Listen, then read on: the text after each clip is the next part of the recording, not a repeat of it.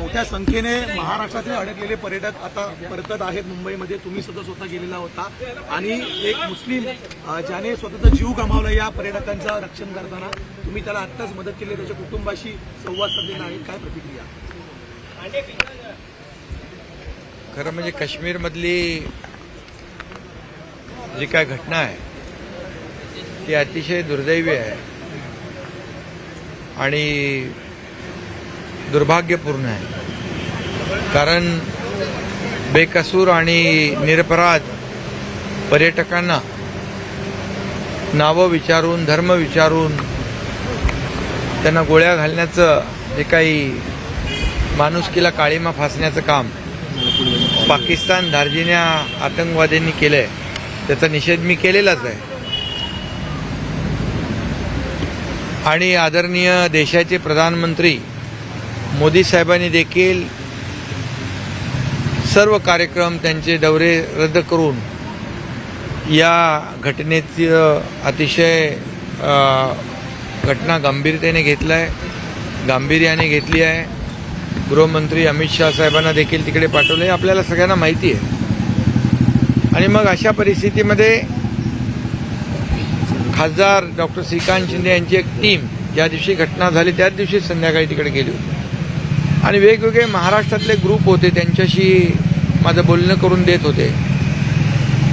सरकार देखील त्यांच्या पाठीशी होतं. मुख्यमंत्री स्वतः तिथल्या प्रशासनाबरोबर सातत्याने संपर्कात होते आणि मी देखील त्या ग्रुपशी बोलत होतो. परंतु तिथल्या प्रत्येक ग्रुपच्या भावना ज्या आहेत या अतिशय म्हणजे एक भीतीचं वातावरण त्यांच्या मनामध्ये होतं. एक पॅनिक सगळे झाले होते आणि त्यांना लवकर आपल्याकडे पुन्हा आपल्या घरी परतायचं होतं आणि म्हणून ते सांगत होते आम्हाला लवकर इथून यायचं आहे. खरं म्हणजे बघा, मी त्यांच्याशी बोलल्यानंतर मी देखील एक संवेदनशील माणूस असल्यामुळे आणि असं कुठेही संकट आपत्ती आली की मला मग चैन पडत नाही आणि फक्त फोनवरून बोलण्यापुरतं मर्यादित देखील मला राहता येत नाही आणि म्हणून मी तत्काळ श्रीनगरला जाण्याचा, काश्मीरला जाण्याचा निर्णय घेतला. माझ्या अगोदर आपले मंत्री गिरीश महाजन देखील तिकडे पोहोचले होते आणि मग एक जवळपास पाच विशेष विमानं देखील त्या ठिकाणी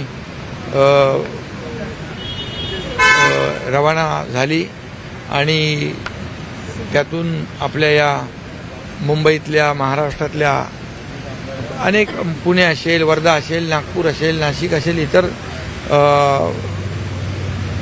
ठाणे जिल्ह्यातले अनेक लोक, जे शेकडो लोक पुन्हा या ठिकाणी सुरक्षित आले. आणि मी तिथं गेल्यानंतर त्यांच्या ज्या काही भावना होत्या, एक त्यांना सुरक्षित वाटलं की बाबा आपला माणूस कोणीतरी आले आहे आणि आपल्याला आधार द्यायला आला आहे. एक मॉरल सपोर्टची गरज असते आणि तो मॉरल सपोर्ट देण्याचं काम तिथं गेल्यानंतर त्यांनाही मिळाला आणि आपला माणूस भेटल्यानंतर, दिसल्यानंतर जे काही समाधान असतं, एक सुरक्षितता की बाबा आता आम्ही सुखरूप पुन्हा जाणार, हा विश्वास देखील त्यांनी व्यक्त केला. आणि म्हणून हे आपली कर्तव्य आणि आपली जबाबदारी आहे, ती जबाबदारी पार पाडण्याचं काम मी केलेलं आहे. दुसरं, एक तिथे जो स्थानिक आदिल नावाचा एक तरुण होता, त्यांनी या पर्यटकांना देखील, जेव्हा आतंकवादी आले, पर्यटकांना देखील ताबडतोब काही लोकांना त्यांनी तिथून खाली जायला सांगितलं आणि शेवटी एका आतंकवाद्याची बंदूक त्यांनी खेचली आणि बंदूक खेचत त्याला, म्हणजे कारण पर्यटकांवर तो गोळीबार करू नये पुन्हा, म्हणून त्याने जीवाची बाजी लावली आणि त्याच्यामध्ये मागून दुसऱ्या एका आतंकवाद्याने, अतिरेक्याने त्याला गोळ्या घातल्या आणि तो त्याच्यामध्ये शहीद झाला. त्याच्या परिवाराशी देखील मी आज फोनवर बोललो. आपले कार्यकर्ते तिथे गेले, त्याला देखील एक परिवाराला त्याच्या 5 लाख रुपयाची मदत केली आणि त्याचं जे मोडकळीस आलेलं घर देखील आपले कार्यकर्ते तिथं त्याला पुन्हा बांधून देतील. कर्तव्य म्हणून तेही, कारण त्यांनी देखील, तो देखील करता घरातला कुटुंबातला तरुण होता आणि त्याचे आईवडील, त्याची भावंडं त्याच्या जीवावर होती आणि म्हणून त्या परिवाराला देखील आपण एक कर्तव्य म्हणून मदत केलेली आहे. शेवटी झालेली घटना अतिशय दुर्दैवी आहे आणि देशाचे प्रधानमंत्री मोदी साहेब याचा स्वतः बोललेत, करारा जवाब मिलेगा. आणि आता भारत असे हल्ले सहन करणारा भारत नाही आहे, घुस के मारने वाले भारत है. आणि मोदीजी जे बोललेत, कल्पनेच्या बाहेर जाऊन पाकिस्तानला धडा शिकवण्याची जी काही भाषा मोदीजींनी केले, याचा अर्थ पाकिस्तानचं नामोनिशान मला वाटतं मिटवल्याशिवाय ते स्वस्थ बसणार नाही. आज गिरणी कामगारांच्या बैठक तुम्ही लावली होती, सकारात्मक निर्णय झाला काय नेमकं आहे? गिरणी कामगारांच्या बरोबर बैठक झाली. गिरणी कामगारांचं म्हणणं होतं मुंबईमध्ये घरं मिळाली पाहिजे, मुंबईमध्ये देखील कुठल्या कशा पद्धतीने या ठिकाणी त्यांना घरांचं नियोजन कसं करता येईल ते देखील त्याचा विचार आम्ही करतोय. दुसरं, शेलू वांगणीमध्ये घराची किंमत कमी करावी या बाबतीत देखील त्यांची मागणी होती आणि त्या संदर्भात आपले मुख्यमंत्री आणि आपले उपमुख्यमंत्री आणि वित्तमंत्री अजितदादा यांच्यावर बैठक घेऊन या गिरणी कामगारांना न्याय कसा देता येईल या बाबतीत देखील चर्चा करून निर्णय घेऊ. कारण आतापर्यंत जवळपास 10-15 हजार लोकांना, गिरणी कामगारांना आपण घरं दिलेली आहेत आतापर्यंत आपल्याच सरकारने, मागच्या महायुती सरकारने. त्यामुळे गिरणी कामगार हा मुंबईचा कणा आहे आणि त्याच्याबद्दल सरकार संवेदनशील आहे. सर, गिरणी कामगारांच्या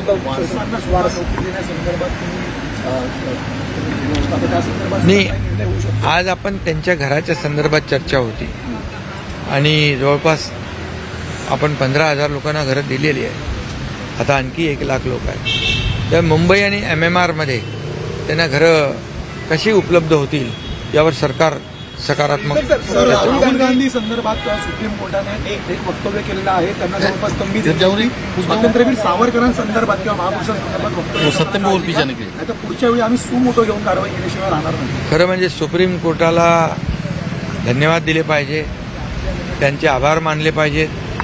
कारण स्वातंत्र्यवीर सावरकर यांचं योगदान जे आहे देशाला स्वातंत्र्य मिळवून देण्यामध्ये, हे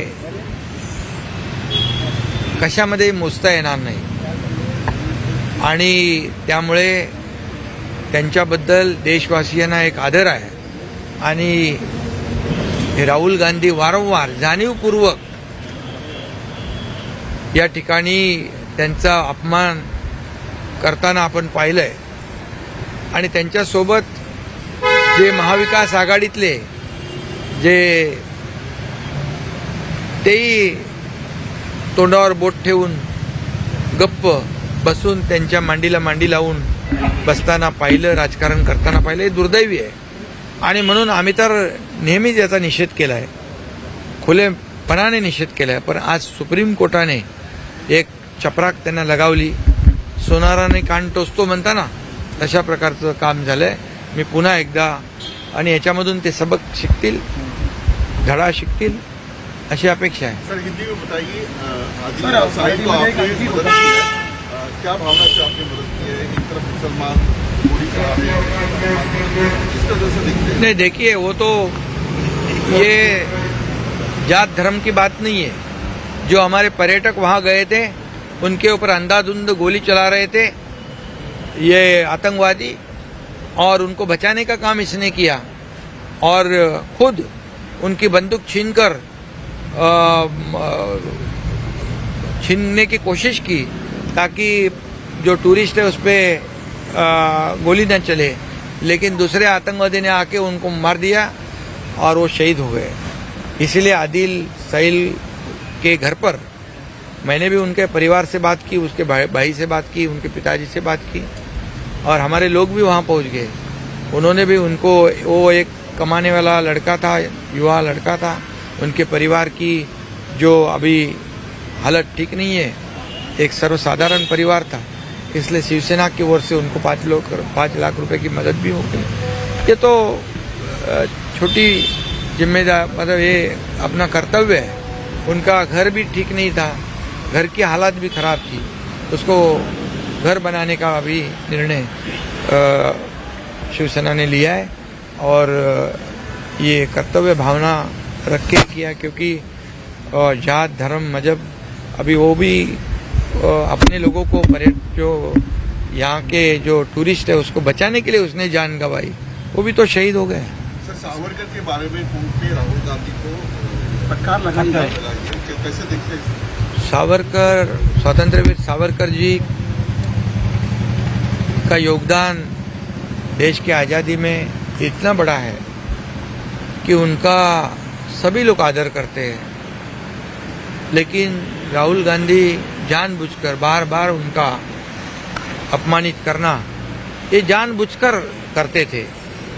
और उनके साथी सहयोगी जो हिंदुत्व की बात करते हैं, सावरकरवादी कहते हैं, वो चुपचाप बैठे रहते, सुनते रहते, आवाज नहीं निकलती मुंह से। और आज सुप्रीम कोर्ट ने इनको बहुत बड़ी चपराक लगाई है और उनको एक सबक सिखाई है, इसमें से सबक सीखे और सावरकर जी का फिर से अपमानित ना करे, यही देशवासियों की अपेक्षा है। सर, अमेरिका ने भारत का समर्थन किया है और 30 देशों ने समर्थन किया है। क्या पाकिस्तान के खिलाफ कड़ी कार्रवाई होनी चाहिए? क्या लगता है आपको? पाकिस्तान को करारा जवाब देना चाहिए, मुंह तोड़ जवाब देना चाहिए। और मैं तो कहूंगा कि इस खून का बदला खून से और ईंट का जवाब पत्थर से। अभी मोदी जी ने तो शुरू कर दिया है, जो उनका सिंधु जल करार है उसको रोक दिया है, हाई कमीशन के 5 लोगों को हटा दिया है, अटारी बॉर्डर बंद कर दी है और 48 आवर्स में देश छोड़ने का फरमान निकाला है, वीजा रद्द कर दिया है। ये शुरुआत है और मोदी जी ने कहा है कल्पना के बाहर, लोगों के कल्पना के बाहर, अपेक्षा से बाहर ये पाकिस्तान को सबक सिखाएंगे, ऐसा कहा है। निश्चित रूप से ये पाकिस्तान का बार बार ये हमला अभी कोई भारतवासी सहन नहीं करेगा और ये भारत के ऊपर हमला है, ये देश के ऊपर हमला है और मोदी जी हमारे देश के बारे में कोई भी कॉम्प्रोमाइज नहीं करेंगे और उनको मुंह तोड़ जवाब देंगे।